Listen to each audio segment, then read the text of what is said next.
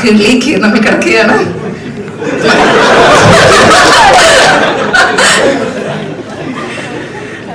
അപ്പൊ എന്തൊക്കെ സംഭവിക്കാൻ പോകുന്നുണ്ട് ഇവിടെ. എല്ലാരും റെഡിയല്ലേ? റെഡിയല്ലേ? ഞാന് കോമഡി പീസാണ് ഇവിടെ.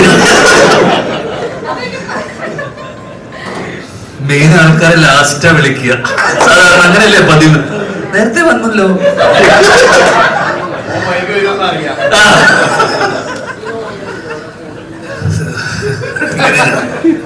സീരിയസ് ആയിട്ടൊന്നും സംസാരിക്കാൻ അറിയില്ല. എന്നാലും ഒരുപാട് സന്തോഷം. ചുളുവിലൊരു ഹിറ്റ് കിട്ടി.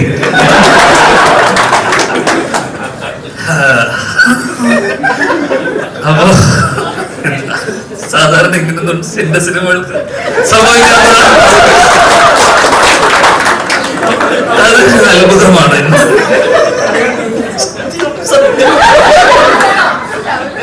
ഞാൻ ചിലപ്പോൾ കരഞ്ഞു പോകും. നമ്മുടെ ഞാനും ബിന്ദുവും ഷാരിസും ലിസ്റ്റിനൊക്കെ 80s കിഡ്സ് ആണ് പറഞ്ഞു വരുമ്പോ. നീ കുറച്ച് 90 അല്ലേ? എന്നാലും അടുത്തുണ്ട്. അപ്പൊ നമ്മളൊക്കെ ഓണക്കാലം അല്ലെങ്കിൽ വിഷുക്കാലം എന്നൊക്കെ പറയുന്നത് ലാലേട്ടന്റെയും മമ്മൂക്കയുടെയും സിനിമകൾക്കപ്പുറം ഒരു വിഷുക്കാലത്തൊക്കെ പോയിട്ട് പേപ്പറിൽ വലിയ ഇന്ന് മുതൽ നാളെ മുതലൊക്കെ വന്ന് നോക്കുമ്പോൾ നമ്മളൊക്കെ ഏറ്റവും കാണാൻ ആഗ്രഹിക്കുന്ന, അല്ലെങ്കിൽ ഞാൻ തിയേറ്ററിൽ എൻ്റെ ഓർമ്മയുള്ള സിനിമകൾ, തിയേറ്ററിൽ പോയി കണ്ട് എൻ്റെ മനസ്സിലുള്ള സിനിമകൾ എന്ന് പറയുന്നത് തെങ്കാശിപട്ടണം, മീശമാധവൻ, പിന്നെ ഇതൊക്കെയാണ് നമ്മുടെ ചെറുപ്പകാലത്തുള്ള തിയേറ്റർ ഓർമ്മകളുള്ള സിനിമകൾ.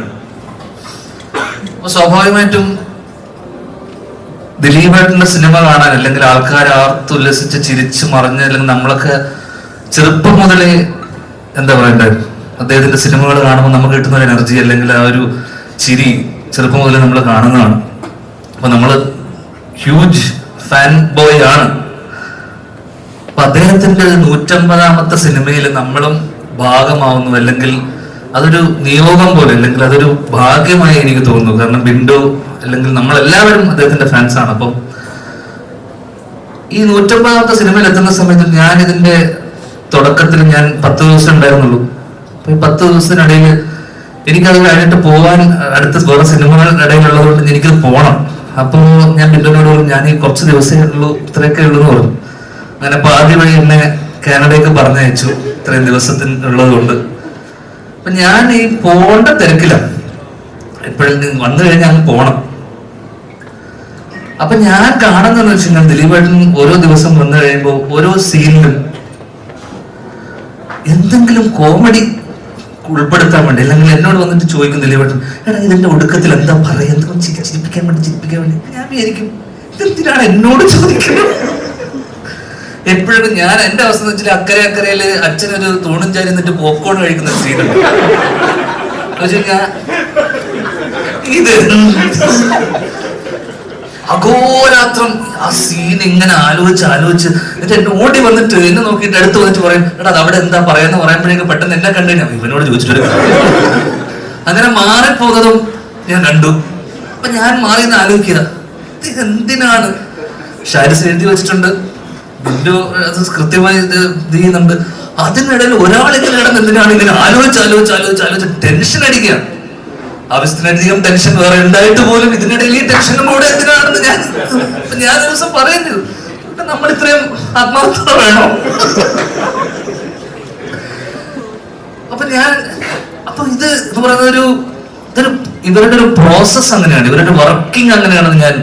അപ്പൊ അതെനിക്കൊരു അത്ഭുതമായിരുന്നു. കാരണം നമ്മളൊക്കെ പോകുമ്പോ, ഞാനും ജോൺ ചേട്ടനൊക്കെ പോകുമ്പോ സാധാരണ വരിക, പൈസ വാങ്ങിക്കുക, ജോലി ചെയ്യുക, പോവാ, അത്രയല്ലേ ഉള്ളൂ.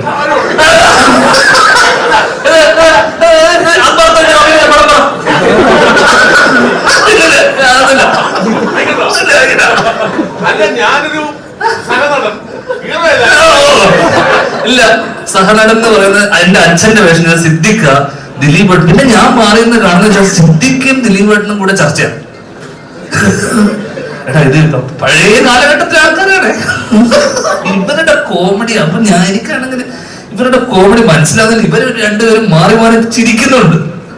അപ്പൊ ഷാരിസ് വന്നിട്ട് പറയും ഇവിടെ അത് വേണ്ട കേട്ടോ.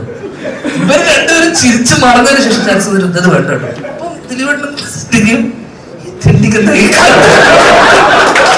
ഇവരെന്താണ് ഈ കോമഡി മനസ്സിലാവാത്ത? കാലം മാറി, പഴയ സാധനം ഇപ്പൊ വേണ്ട. സീരിയസ് ആയിട്ട് എടുക്കില്ല.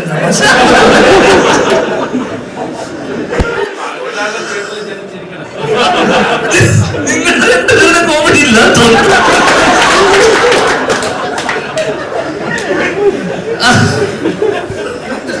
അപ്പൊ കൃത്യമായി ഞാൻ കാണുന്ന വെച്ചാൽ ഇവർ രണ്ടുപേരും അപ്പൊ എന്നോട് ചോദിക്കുന്നത് നിർത്തി. 2 ദിവസം കഴിഞ്ഞപ്പോ ഇവൻ എന്തിനാ വന്നത് പുള്ളിക്ക് മനസ്സിലായി. ദിലീപേട്ടൻ എന്നോട് വന്നിട്ട് എടാന്ന് വരുമ്പോഴേക്കും മാറിപ്പോവും. പക്ഷെ പിന്നെ സിദ്ദിഖായിട്ട് ഇവര് ഒരു റാപ്പ് ഉള്ളതുകൊണ്ട് ഭയങ്കര ചർച്ചകൾ നടക്കുന്നു. ഷാരിസ് വരുന്നു, അത് വേണ്ടെന്ന് പറയുന്നു, ഒരു മാറി നിൽക്കുന്നു. അപ്പൊ അഹോരാത്രം അല്ലെങ്കിൽ ആ ഇവരുടെ ഈ ചർച്ചകൾക്കിടയിലും ഇവർ രണ്ടുപേരും അഹോരാത്രം ഇവരുടെ പ്ലാനുകളെ പൊളിക്കാൻ വേണ്ടി ഇവരുടെ ഒരു അജണ്ട ഞാൻ കണ്ടു അവിടെ.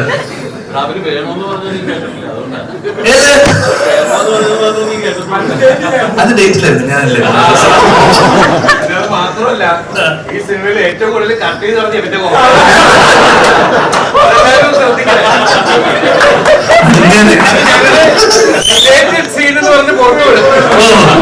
അങ്ങനെയല്ല സിദ്ദിഖ് എന്ന് പറഞ്ഞു. സിദ്ദിഖ് പറഞ്ഞു നിങ്ങളുടെ കുറച്ച് കോമഡി കട്ടായി പോയിട്ടുണ്ടെന്ന്. ആ കുറെ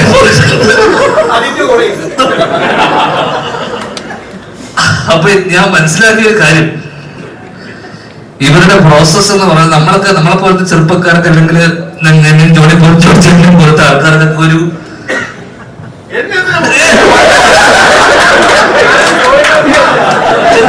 ചെറുപ്പക്കാർ